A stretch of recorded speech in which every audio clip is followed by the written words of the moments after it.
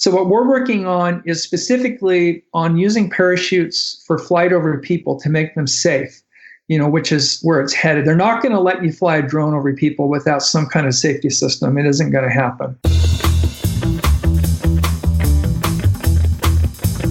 You're listening to the Drone Radio Show podcast, the show about drones and the people who use them for business, fun, and research. Hosted by Randy Goers. Hello, everyone. This is Randy Goers, and welcome to the Drone Radio Show podcast, episode 171. What do we need to fly a drone safely over people? If you ask today's guest, he would say having a reliable parachute system. Gene Engelgau is the founder of Fruity Chutes, a world leader in the manufacturing of recovery systems for drones and rockets. The company provides parachute recovery systems to many of the top UAS manufacturers, including AAI Textron, Quest UAV, Silent Falcon, Aeromao, Zipline, Matternet, and more. Their top priority is to work with manufacturers and provide them with a world-class recovery system. In this episode of the Drone Radio Show, Gene talks about Fruity Chutes, the FAA Drone Over People work group, and what it's like to produce recovery systems for the drone industry. Joining Gene is his daughter Janice Engelgau, who handles operations and assists in social media and other areas of the company. Interdrone 2018 is the largest commercial UAV and drone conference with nearly 3,500 attendees, 120 sessions, and more than 175 exhibitors. The show will be held in Las Vegas on September 5th through 7th. Make your plans now to attend. Use the code PARTNER and receive $100 off the purchase price of admission. Now, before we hear from Gene, I want to thank those of you who have been supporting my funding campaign on Patreon. For as little as $1 per month, you can help defray the cost of production and keep the podcast going and growing. Go to patreon.com/drone radio show to join the team. So let's learn how one company is working to enable drone operators to fly with greater safety with reduced risk. Let's pick up the interview where I asked Gene and Janice to introduce themselves. My name is Gene Engelgau, and I am the founder of Fruity Chutes. I mean, every company needs a founder. At this point, really, many small businesses, I'm involved in just about every aspect of the business. Every aspect that I haven't figured out how to have someone else do it, which is one of my top goals. But a lot of my focus now is really on product development, developing new markets. I do have a fair amount of customer support because I am very technical, and I do help with sales. But I guess a lot of it is really working with new customers and developing the product and the product line. Hi, my name is Janice Engelgau. I assist in operations, I handle trade show communications, and I manage our social media accounts. And I'm actually Gene's daughter. Fruity Chutes started as a family business, and it still is at its core, but since then we've really grown to be much bigger than that.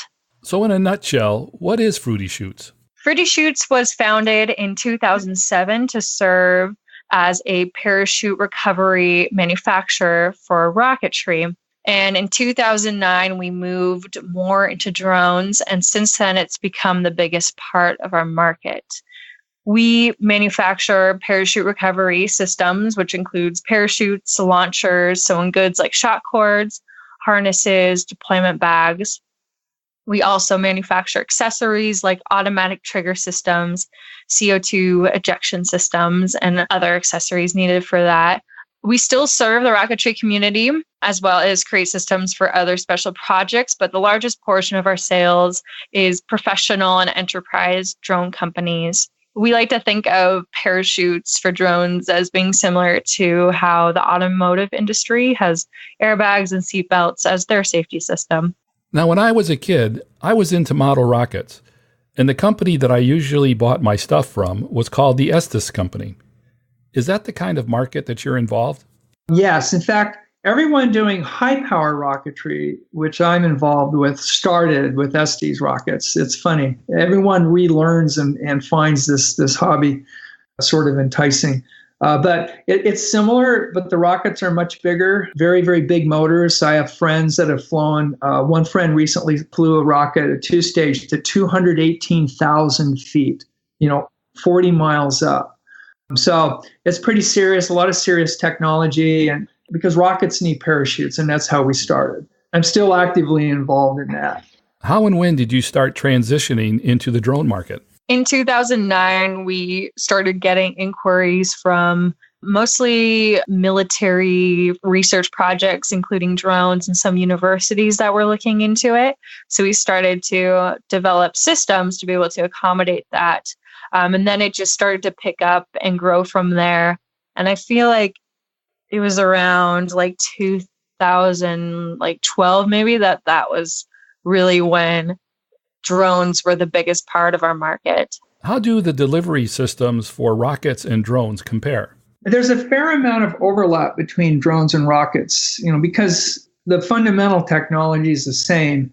But the rockets in particular, especially the large rockets, have a much higher dynamic range of possible opening velocities and conditions. And it's a lot more rigorous environment, to sort of cut your teeth on. And basically, the parachutes that we make for rockets are all incredibly strong and actually probably heavier than you'd want for drones. So we really tailor the product, between the two quite differently. But a lot of it is really just a matter of selection of materials. Drones are very, very weight sensitive. Everyone cares about every gram. Every gram is, minutes off your battery life and payload weight that you can't carry. We have like 4 kind of parallel product lines, all similar as far as how they look, but very different as far as the weights and the performance. Deployment systems are kind of similar. Rocketry uses CO2 or, basically just, black powder ejection charges. But in the drone market, that's not really good to use black powder, although CO2 is pretty popular. But then we also have systems that are spring-based, and we're working on micro gas generators. But again, all to keep weight absolutely to a minimum. So who's using the parachutes? It's a pretty wide range. A lot of the initial business was not sort of the mainstream drone industry, as we know it now, is really within about the last 4 years. But initially, it was ad hoc research, special projects, high value stuff. They'd have some experimental aircraft in that. But now it's moved more into where, a lot of our focus is, for instance, obviously like DJI products and that are real big. We do a lot of fixed wing too. The fixed wing people actually adopted this earlier than the drone people. I think the drone people are still, I can talk a little more about this, but a little bit in denial that they think that technology can take the place of safety systems, but it doesn't. But that's changing, and we can talk a little bit more about that. I was intrigued when I learned that there was an FAA work group on flight over people with parachutes. You're part of that work group. So what can you tell us about it? Yeah, so the work group's actually through the ASTM, which is the American Standards Testing and Manufacturing Group. So it's a nonprofit that works on standards for all kinds of different things. And the FAA had spun them up basically to do the research. There's a lot of work groups right now that are working on different aspects of drones. Everything from for us for parachutes, to things like BVLOS techniques and, things for the remote pilot and, all these different processes. So what we're working on is specifically on using parachutes for flight over people to make them safe, which is where it's headed. They're not going to let you fly a drone over people without some kind of safety system. It isn't going to happen. So the work group started and formed, or basically they stood up the work group around April 2017, and we were having regular meetings in last July, just a little bit over a year ago. And we're working essentially through drafting a standard for parachutes that define all the different aspects of the parachute system, how to rate the performance. And the idea is that you would have a system that's certified, that once tested through performance testing and flight testing, is then certified for use with a drone. And those two together allow you to get Part 107, I think it's Part 107.38, which would allow you to fly over people. in the work group, there's a range of stakeholders involved, including other parachute companies. The FAA is part of the work group itself, which is good. So they're part of the process right from the start. So once the standard's ready, it's not going to be a surprise to them. Other people like DJI is on it, Amazon Prime, and there's a few other big UAS companies as well, and then other ASTM people. Right now, where it's at is the standard. I believe it's close to being finalized. We're on the second or the third draft, which gets voted on and approved or commented on. And we also feel, again, it's very likely this will be adopted. And the standard is performance-based rather than theoretical. So while there are, specifications and so on for different materials and that would be called out and provided, it's really going to be a matter of testing and actually doing flight testing and proving that the system works through a very rigorous series of tests. Are the draft standards available online for people to read? Well, yeah, it's available through the ASTM to members. And, I've worked with some customers that we have closely so that they're aware of what's in the standard. But right now, it's not just widely available to the public. Once it's out, then anyone could go and download that. And of course, once it goes to the FAA for adoption, then it will be, out for public review and that sort of thing. Given your experience with parachute systems, have you encountered any surprises on the work group? Not necessarily. A lot of what's there is stuff that I've always believed as far as, what's needed. So I don't know if it's surprising. Maybe it's surprising because it's going to be a tough standard to meet. It isn't a shoo-in, and it isn't like a standard that can be met, I think, by people who have one-off or hobby systems. To be able to fly over people, is an investment in testing. Just like having an automobile that passes, the standards there is something that's pretty rigorous. So it's going to be something that has a very high bar for reliability and safety. On one hand, people have to have confidence that the system will deploy a parachute. But don't we also have to have confidence that the operator also knows how to deploy the system in times of emergencies, especially if they're flying over people? Yeah, so in that respect, the system has two primary methodologies for deployment, and one of them, being the most highly tested, is that would have an automatic fail-safe system that does detect failures of the system, which most all of them mean that the drone is coming down quickly. So a lot of these are based on, you have fast rotation or things that, the drone doing things that it shouldn't do, right? Which for multicopters is fairly easy to figure out.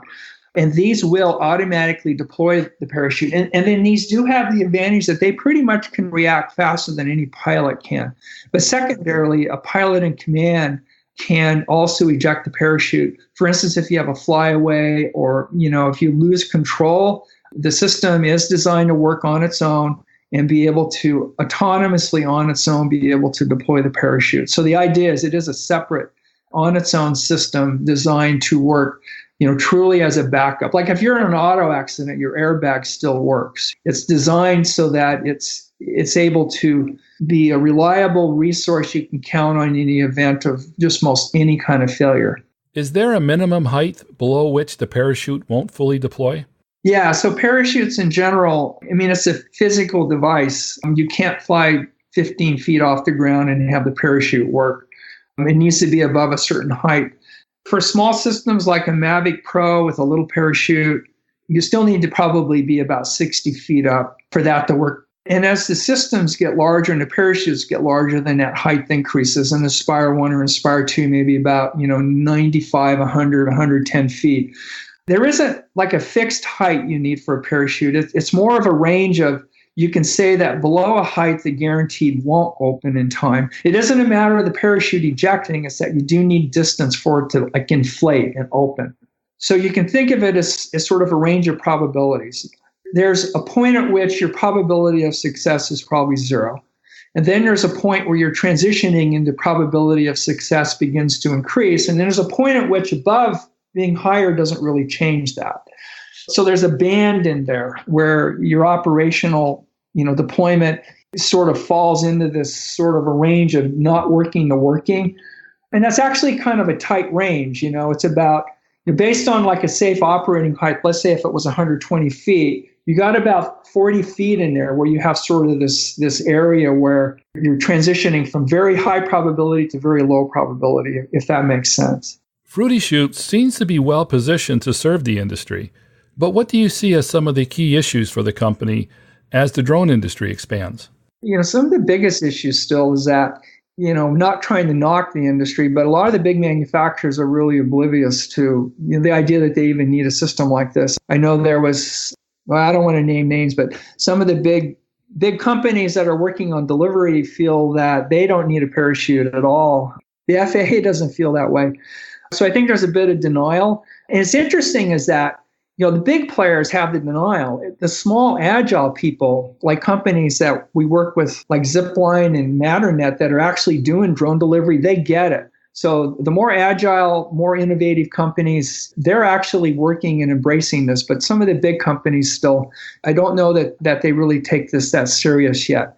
But they will, because part of the standard we're developing is the drone companies themselves will need to provide facilities for the parachute to be able to mount and to operate. So that's one of the things, is that we're constantly working around, sort of the limitations of the drones, right down to the point of, if a pilot manually ejects the parachute, you'd like the rotors to stop. Well, there's no way to stop rotors on a lot of these. Well, there are like some commands, but not automatically. So how we work around that is we use materials like Spectra, which are used for body armor, that cannot be cut by the rotor blades. So you might get some tangling, but the parachute's separated and opening. Meanwhile, the pilot can shut down the rotors and you'll have a successful landing.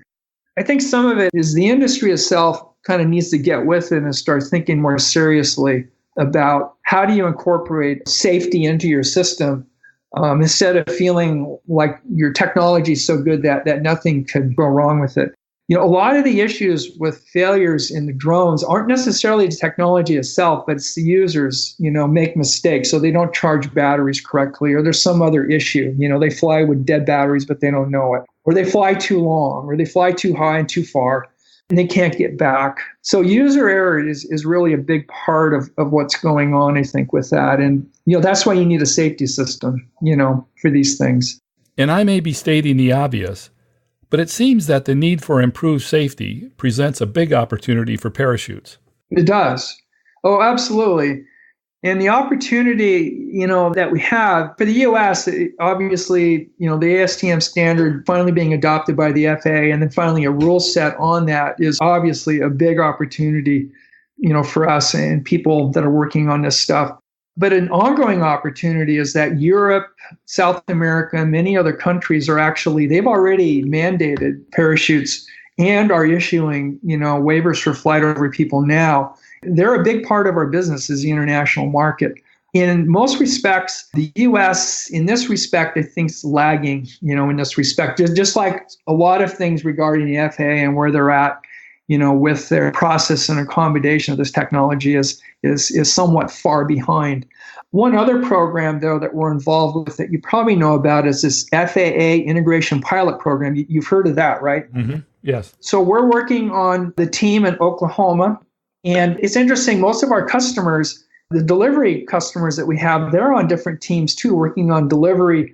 So, we're really excited about that program because it allows the teams to be able to get waivers for things quickly and do things that aren't generally being allowed.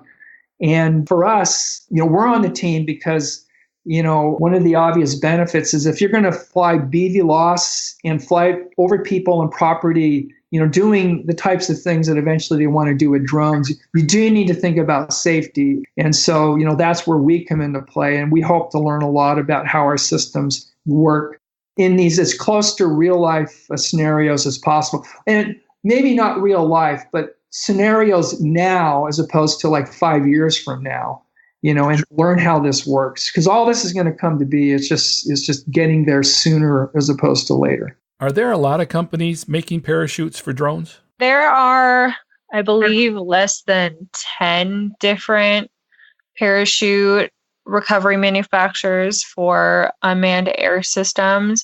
There are about 3 in the US. one pretty new one that's more hobby industry, and then us. And then there's a few other that are international. Fruity Chutes, we cover pretty much everything. Most of what we do is for bigger professional enterprise companies, but we do cater to some of the smaller drones like DJI. One of the real interesting differentiators with us is that the other companies primarily don't manufacture parachutes, and that's how we started. So I think we have an advantage because our core product line is very broad and deep, and we manufacture the parachutes. We don't buy them from someone else. They're not made in China, which is important to us and our customers, especially, defense industry. So the core technology that we base all this on is completely controlled by us. So some of the other companies, well, they have launchers, but they don't manufacture their parachutes.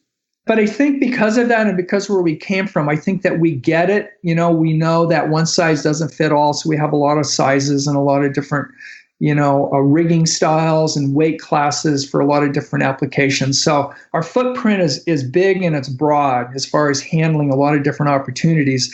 So most of the other players are really focused on multicopters, which obviously is a big market. But one of our sort of advantages kind of in our back pocket is that we've got a great fixed wing line. We have products that the military uses in the defense industry. And those are more traditional parachute applications. So we're able to really go into that market as well. So we have a large market reach across many different types of applications. Does the fact that you've established a strong track record in the rocketry sector give Fruity Chutes leverage in the drone industry in other countries? Oh, for sure. And it allows us to leverage into the defense industry too, because they're very aware of that. So a lot of the rocketry business that we have, it's not as much the individuals, but it's the universities. They have, very serious research projects that they do every year. It's great business. They come back every year, and now they have their new project, and they're repeat business. That's really good for us, and very, very appreciative with them. We work with them on pricing and trying to get them exactly what they need. So we have all these people growing up through universities now, and they go into aerospace and they know who we are and they become customers. As far as total sales and order volume, is not as high in the rocketry side, but that has real market reach as well because of the investment that we've done in continuing with that market and cultivating those opportunities and people that know us through those opportunities. Now, you're going to be speaking at Interdrone in September.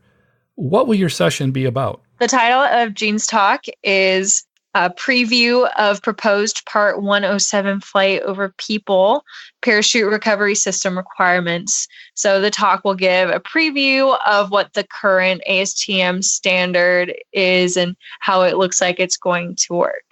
Anything specific that we should look for? We are hoping to have our Matrice 200, 210, and Matrice 600 mounts available for purchase soon, so look out for that.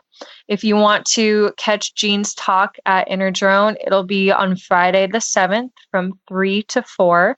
And we'll also have demos in the Yes Fly Zone Thursday and Friday, both from 11:45 to 12:05. Who would benefit most by attending this session? Definitely those interested in parachute recovery and flight over people, but also anybody who has an interest in parachute recovery and wants to learn more about safe drone operations and protection of people and property. What will people learn? Those who attend will learn the basics of parachute recovery and a summary of what the flight over people rules will include and how the standard outlines the flight testing and other certification aspects. It's also going to talk about, the automatic trigger systems, the subsystems that you'll need, flight termination system. It gives the people a sense of a parachute system isn't just the parachute, but it's the launcher, the architecture around it. A little bit about the testing and certification of the parachute itself as having a certain strength. Not real deep into that, but just, you can't really use a hobby, low-cost parachute and be able to get certified because it doesn't have the reliability, possibly. Do you get a sense that people are even aware of the parachute requirements when flying over people? There's more of an awareness this year. There were some people last year that had heard about it and were asking us questions, but we anticipate a lot more people this year are going to already have an idea, and a lot of bigger manufacturers are probably going to be asking us questions and are going to be wanting more information about how it's going to be affecting them. I'm curious, what type of questions do you typically get from people? We'll get questions about how is this going to affect my business? What are going to be the requirements? Can I just buy any parachute system? Can I do it myself? What the costs will be like, what the testing is going to be like, things like that. People come up with all kinds of questions. And I think every year over year, I'm amazed at how many more people, know that this stuff's coming and have better and better questions. But one of the most common questions, though, is how does the parachute come out? What ejects the parachute? And, now we have automatic trigger systems and stuff like that, as well as, just rescue radios, where a radio is dedicated to being able to eject it. Obviously weight's a big question. Where does it mount? How's it mount? So at the show, we'll have examples of these. We'll have the Inspire 1, we'll have the Phantom Pro 4. I have a Mavic Pro. One of our test vehicles is a 3DR Solo, which works great. The thing is so tough, it's indestructible. We're going to try to get a Matrice and have a system for that. So we'll have examples of all this stuff as well. What can we expect in terms of a timeline for the new rule? So the first thing that's going to happen is that there'll be a rule set. There's people right now that are working towards like the draft standard and trying to actually certify, but I don't know that anyone's really got through, made it through yet. But anyway, so the rules first, and then people will start to want to try to actually become certified. And then at that point is where, we expect there to be sort of a change. And instead of us chasing people, people might be actually coming to us. One thing we could offer is, because we're familiar with the rules, is actually helping people with how you do get through certification and understand how to get through the spec. It's about 100-page long standard right now. It's pretty, and it covers just about everything imaginable. What's it been like going from a company serving the rocket industry to serving this new dynamic drone industry? It's sort of like a sunrise, it sort of happens slowly and it just keeps getting brighter and brighter. Initially, I wasn't even thinking about the drone industry necessarily. And it was a realization some years ago that, we need to pay attention to this. And then actually developing a product line for that. So I think up until a few years ago, there are some people that were really interested in it, but a lot of people they didn't get it, and after you explain to them, now I get it. Also, the international market has adopted much faster and is much further along, I think, with this. What kind of changes have you seen in the past few years in regard to public awareness of parachute systems? It's been interesting because even though I grew up with the company, I didn't really get involved until a few years ago. And so I was just kind of thrust into everything when Fruity Chutes was focused on the drone market. And it really was clear right away. I remember the first trade show I went to with my dad, and I felt a lot of resistance from people about what we did. They didn't get it. They didn't really understand it. They didn't see it as important. And I always felt that it was. It always just kind of made sense to me. And it's really, really shifted since then, kind of like the sunrise analogy. It's just grown and gotten brighter, and more people are waking up to the ideas that we've really tried to promote. Obviously, people buying our systems helps us, but we really do feel strongly that safety is important and that we want people to stay safe when it comes to drones. So it's really changed, and people have become a lot more interested in what we do and a lot more open to the idea of it. I think individuals and hobbyists, that's not really the market. It's professionals in that they're the ones that are really waking up because they have an investment in their business, in their data, and also in the reputation of their business. If they crash and damage a house, you crash into a roof and start a fire from your LiPo batteries, things like that can be just really devastating, much less hurting someone. So it's the professional or prosumer, as well as the industrial market, someone that's kind of leading it. Now, the level of questions we get now are much, much better. And we spend less time with people saying, well, why do you think you need a parachute or not? Or people telling us that, this seems like a waste of money. That really doesn't come up anymore. Now it's getting to be a lot more serious. And for my last question, what message would you most like to leave people in regard to Fruity Chutes and the drone industry? I still can't beat this drum enough and, to try to get people to hear this. But the manufacturers themselves, the big guys, they need to get it here and they need to get on board with this stuff. I go back to the automotive industry. Automotive industry didn't one day decide they put seatbelts and airbags in cars. It was because people were dying in cars. Now that's a little bit more sensationalist for drones. But the FAA that we're dealing with has this concept of airline and aircraft safety, with the death rate per person per mile is like 100 billion miles. It's a crazy safe industry. And so to get there, that's what they expect from the drone industry is safety in that level. Now, people aren't flying around in drones. So the chance of a drone crashing and necessarily hurting something isn't as guaranteed as a plane.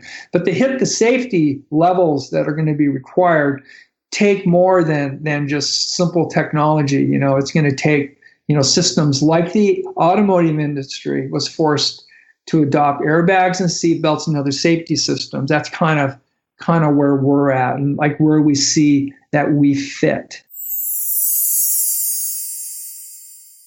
That's it for episode 171 of the Drone Radio Show.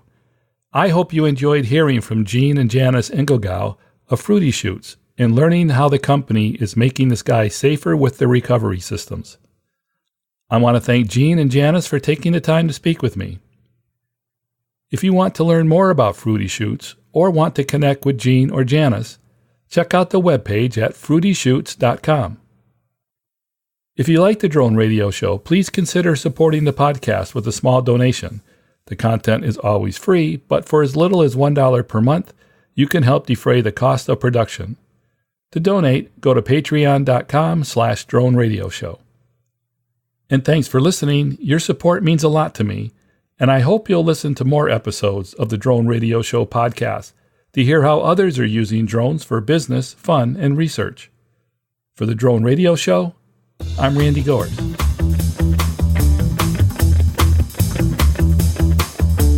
This has been the Drone Radio Show podcast. More information on today's show can be found on our website at www.droneradioshow.com. If you're using drone technology for business, fun, or research and would like to share your experience on the show, please visit our website and fill out a guest appearance application. And don't forget to follow us on your favorite social media channels.